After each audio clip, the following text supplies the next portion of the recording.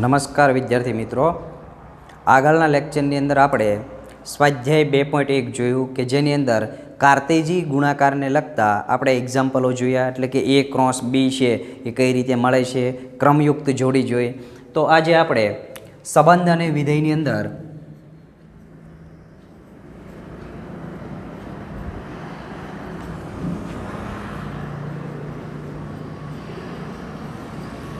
સંબંધ અને વિધેય એટલે કે રિલેશન એન્ડ ફંક્શન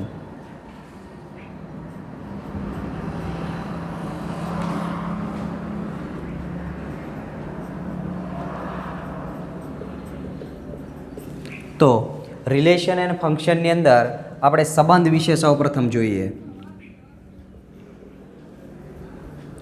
સંબંધ કોને કહેવાય? સૌપ્રથમ તો સંબંધ જાણવા માટે આપણે કોઈ વિધેય લઈએ f કે જે a થી b પરનું વિધેય છે, a થી b પરનું વિધેય છે. હવે a છે એનો પ્રદેશ છે અને b છે એ સહપ્રદેશ છે. આને ડોમાઇન કહેશું આપણે અને કોડોમાઇન.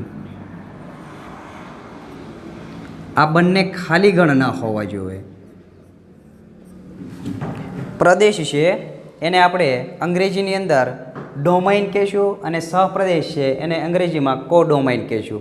એટલે કે f કોઈ વિધેય a થી b પરનું કોઈ વિધેય હોય તો એની અંદર આપણે સૌપ્રથમ જે પહેલી સંખ્યા છે એને પ્રદેશ કહેશું અને આને સહપ્રદેશ કહેશું. એ બંને ખાલી ગણ ના હોવા જોઈએ. આટલા માટે સમજાવવું છું કે સંબંધની વ્યાખ્યાની અંદર આપણે એની જરૂર પડશે. તો સૌપ્રથમ આપણે વ્યાખ્યા જોઈએ. તો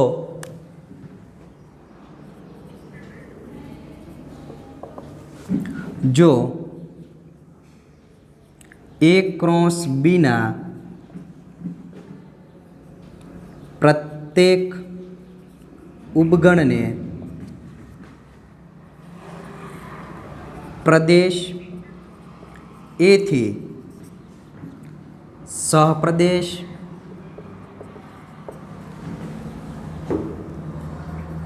b નો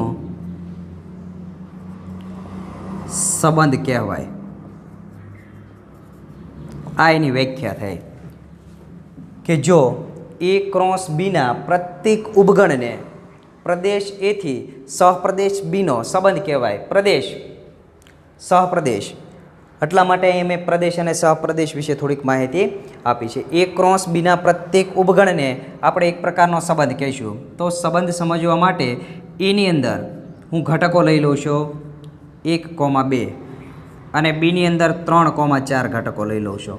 હવે હું સંબંધ છે એને ઇંગ્લિશ રિલેશન કહીએ તો એને હું આર કહું તો સંબંધ બનશે તો કે એકની જોડી 3 સાથે અને એકની જોડી 4 સાથે, એટલે કે ક્રોસ ગુણાકાર. અથવા આ જે સંબંધ છે એને આર સ્વરૂપે લખવો હોય તો હું અત્યારે a ક્રોસ b કહું છું કે a ક્રોસ b 2,3 અને 2,4.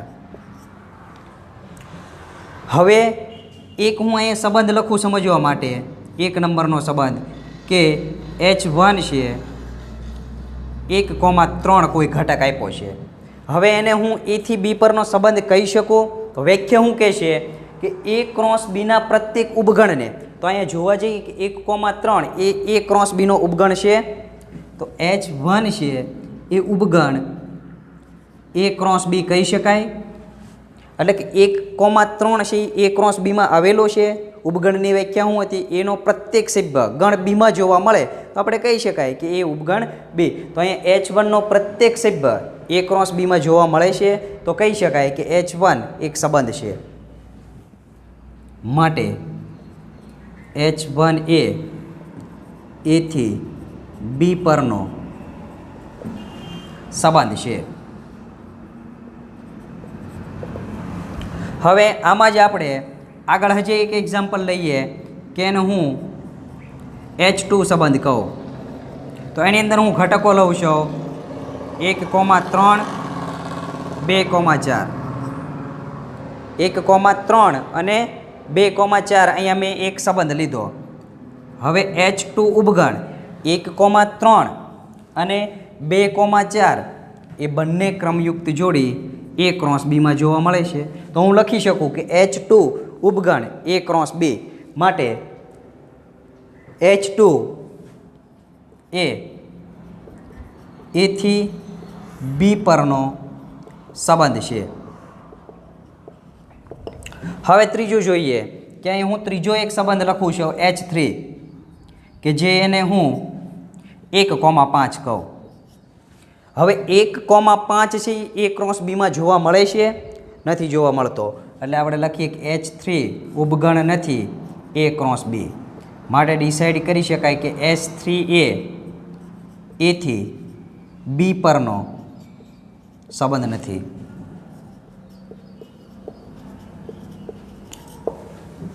તો આ ઉદાહરણ થ્રુ આપણને ખ્યાલ આવ્યો કે A ક્રોસ બીના પ્રત્યેક ઉપગણને આપણે A થી B પરનો સંબંધ કહેવાય. તો અહીંયા પહેલું મેં 1,3 લીધું એ A ક્રોસ બીમાં હતું એટલે કીધો કે H1 એ A થી B પરનો સંબંધ છે. H2 જે ઘટક લીધો એ પણ A ક્રોસ બીનો ઉપગણ હોવાથી કીધું કે H2 એ A થી B પરનો સંબંધ છે. હવે H3 જે 1,5 લીધો એ A ક્રોસ બીમાં છે નહીં, માટે ડિસાઇડ થયું કે H3 એ A થી B પરનો સંબંધ નથી. તો આ હતી આપણે સંબંધની વ્યાખ્યા. હવે સંબંધના પ્રકાર છે કે જે 4 સંબંધના પ્રકાર છે જે આપણે સમજીએ.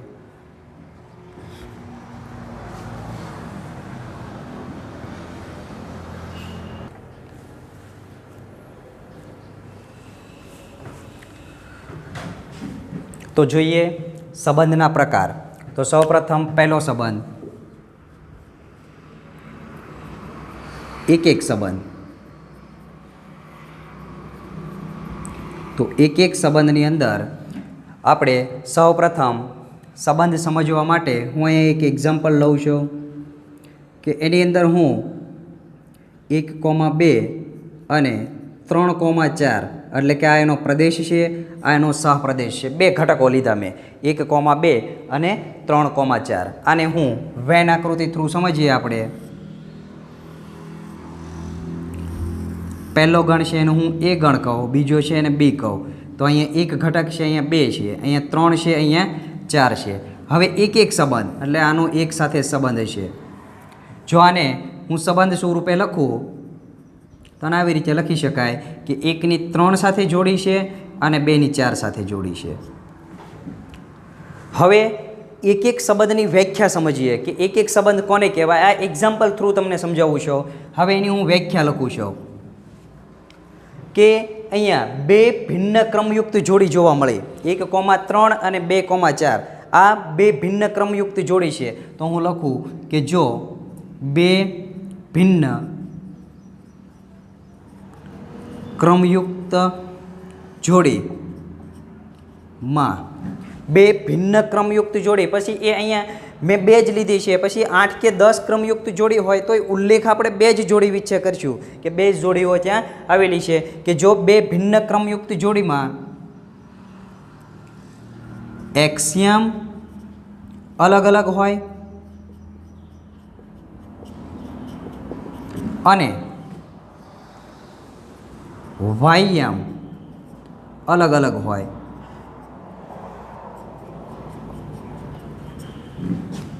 તેવા સંબંધને એક સંબંધ કહેવાય.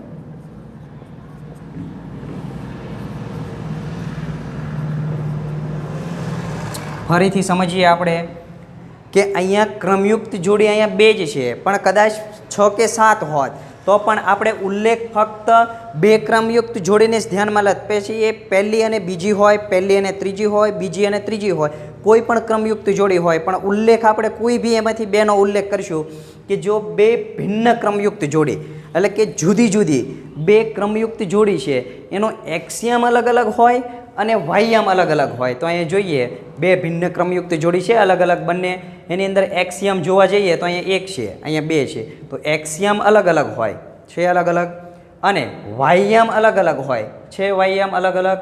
તો આવા સંબંધને એક સંબંધ કહી શકાય. તો હવે એક સંબંધ છે, ટૂંકમાં એના નામ ઉપર જ આપણને ખબર પડી જાય કે એનો સંબંધ એક સાથે છે. એકની 3 સાથે જોડી છે, 2ની 4 સાથે. અહીંયા 1ની 4 સાથે ફરીથી જોડી બનતી નથી. તો આવા સંબંધને એક એક સંબંધ કહેશું. બીજો પ્રકાર જોઈએ એની અંદર અનેક એક સંબંધ.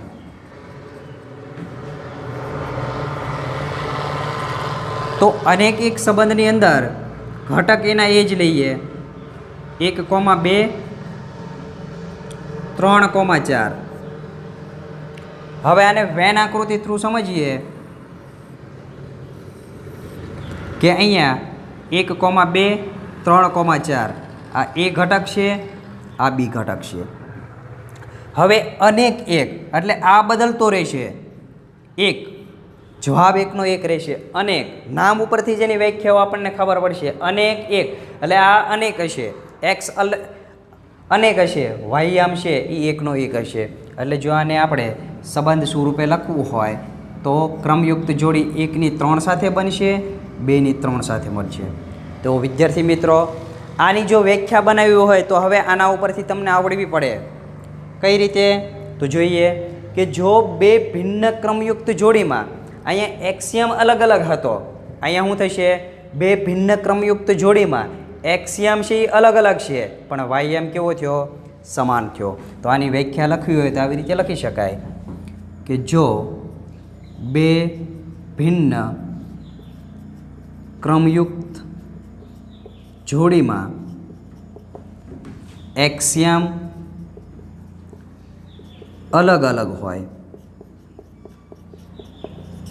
પરંતુ વાયમ સમાન હોય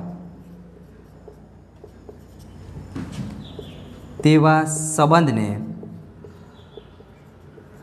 કેવો કહેવાય? અનેક એક સંબંધ. સંબંધ કહેવાય. તો પહેલી વ્યાખ્યા હતી એક એક સંબંધ, બીજી વ્યાખ્યા હતી અનેક એક સંબંધ. તો એક એક બે ભિન્ન ક્રમયુક્ત જોડીની અંદર એક્સિયમય અલગ અલગ હતા અને વાયમય અલગ અલગ હતા.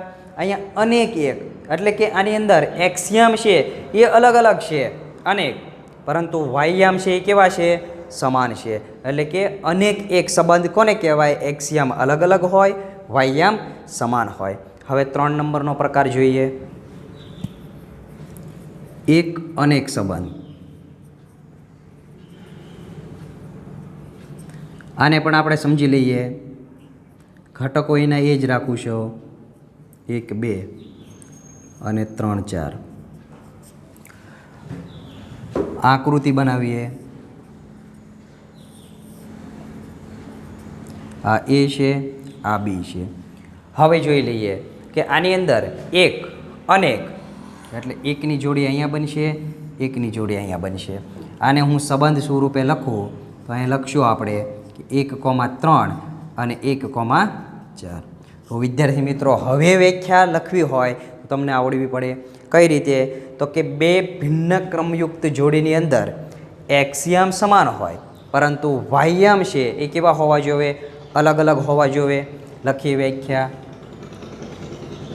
જો બે ભિન્ન ક્રમયુક્ત જોડીમાં એક્સિયમ સમાન હોય પરંતુ વાયમ અલગ અલગ હોય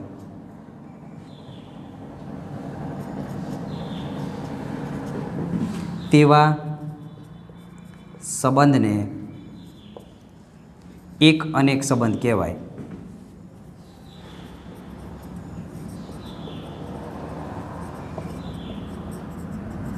ફરીથી એક અનેક સંબંધ એટલે કે બે ભિન્ન ક્રમયુક્ત જોડીમાં એક્સિયમ છે એ સમાન હોય પરંતુ વાયમ છે એ અલગ અલગ હોય એવો જે સંબંધ મળે છે એને આપણે કેવો કહીએ?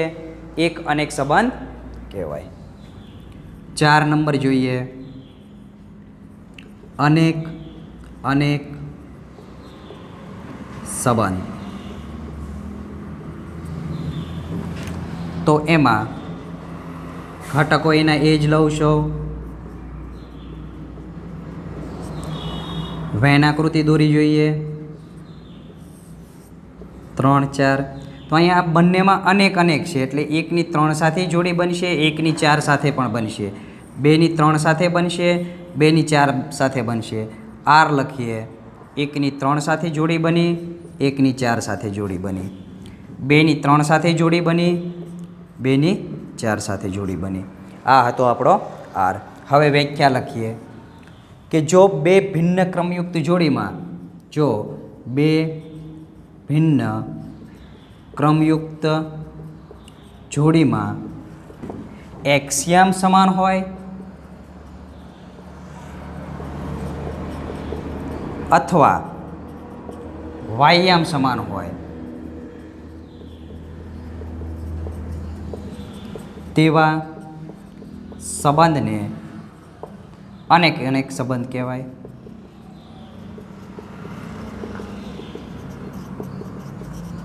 જો અહીંયા બે ભિન્ન ક્રમયુક્ત જોડી એટલે એ પહેલી અને ત્રીજી હોઈ શકે. જોવા જઈએ કે પહેલી અને ત્રીજીની અંદર એક્સિયામ સમાન નથી પરંતુ વાયયામ સમાન છે. હવે પહેલી અને બીજી ક્રમયુક્ત જોડીની અંદર જોવા જઈએ તો બંનેનો એક્સિયામ સમાન છે. બીજી અને ચોથી ક્રમયુક્ત જોડી જોવા જઈએ તો એની અંદર વાયયામ સમાન છે. તો અહીંયા ઉલ્લેખ કોઈ બી બે ક્રમયુક્ત જોડીનો હોઈ શકે. એ પહેલી અને બીજી હોઈ શકે, પહેલી અને ત્રીજી હોઈ શકે, પહેલી અને ચોથી હોઈ શકે. ક્રમયુક્ત જોડી એવી કે એના એક્સિયામ સમાન હોય અથવા વાયયામ સમાન હોય તો એને આપણે અનેક એક પ્રકારનો સંબંધ કહી શકીએ.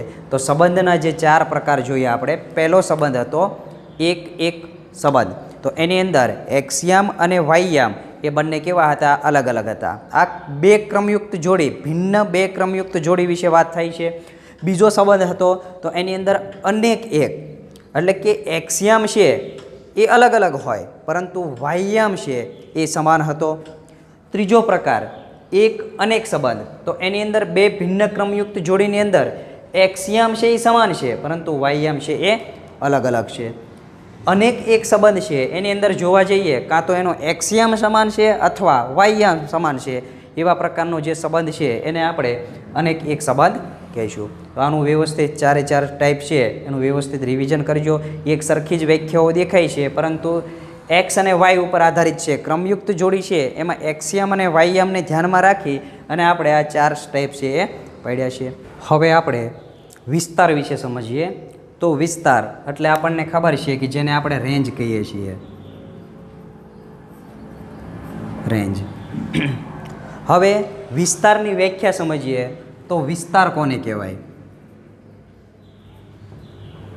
તો મૂલ્ય વડે રચાતો ગણ.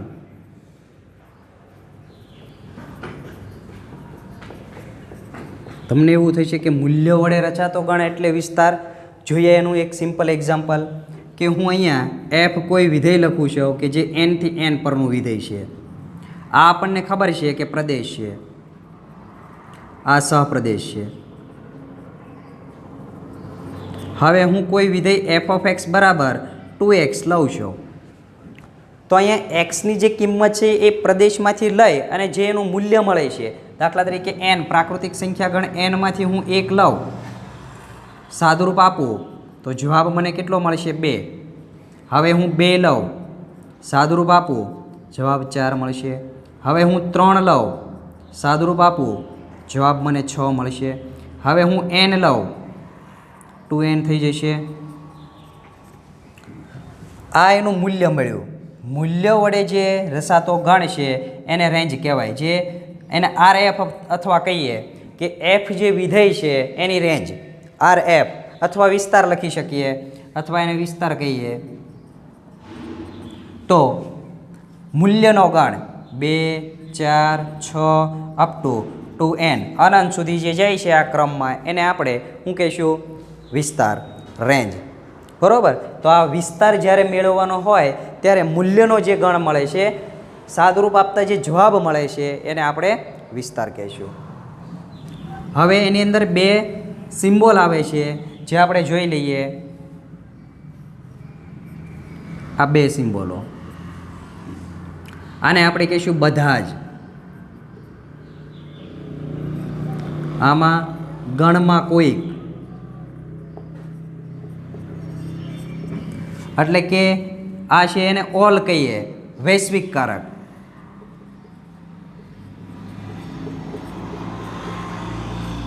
અને આ છે એ કોઈક અસ્તિત્વકારક. અસ્તિત્વકારક. આ બે સિમ્બોલ છે. ઘણી જગ્યાએ એવું લખેલું હોય ઓલ ઓફ એક્સ, એટલે કે આપેલો એક્સ છે એ દરેક માટે છે એવું ડિસાઈડ કરે છે, બધા જ માટે, બરાબર. અને આવી રીતે લખેલું હોય તો કોઈક એક્સ.